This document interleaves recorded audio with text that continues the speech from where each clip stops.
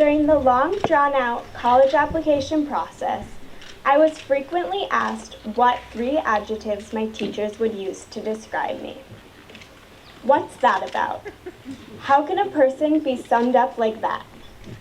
Anyway, the 3 words that came to mind were organized, reliable, and driven. But those words can only scratch the surface of a human life. I'd wish they'd asked me to come up with 3 questions I had about myself and my education. For example, what have I actually learned? Can I think for myself? What am I capable of? At Oak Grove, we're encouraged to ask questions, not just provide answers. Throughout the college application process, it struck me just how disconnected this school can be from the mainstream. I've been here for 8 years. 8 years of learning an Oak Grove approach to things. The somewhat unworldly approach. How do I know this? Well, I spent a year in Argentina, and it really opened my eyes. School there epitomized the conventional, something I knew precious little about.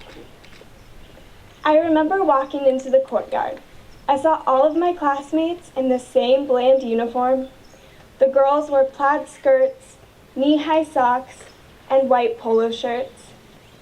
The boys dressed in beige slacks and itchy blue sweaters. They stood in perfectly straight lines. We all had to salute the flag, sing the national anthem, and say a prayer. After the daily flag salute and prayer, I was welcomed into a huge classroom. The desks were crammed into the back of the room so the students could sit as far away from the teachers as possible. When the teacher entered, the room became silent. The next hour was spent listening to a lecture, silently taking notes, and never asking a single question. This process was repeated in every subject. The only flags and prayers I've seen at Oak Grove are the Buddhist prayer flags that we use for decoration from time to time. The only way I've been able to hide in the back of the room is during the assemblies with our entire school. There's no place to hide at Oak Grove, and that I think is a good thing, although not always easy. Sometimes you just want to be anonymous, but that's not what we do here. So now my somewhat unconventional high school career is coming to an end. It's time for change. Now this organized, reliable, and driven student steps out into the space called the future. I've experienced both the conventional and the not so conventional, and I'm grateful for knowing both. I'm also filled with gratitude for all the love and support I've received. For my teachers, my classmates, my friends, thank you.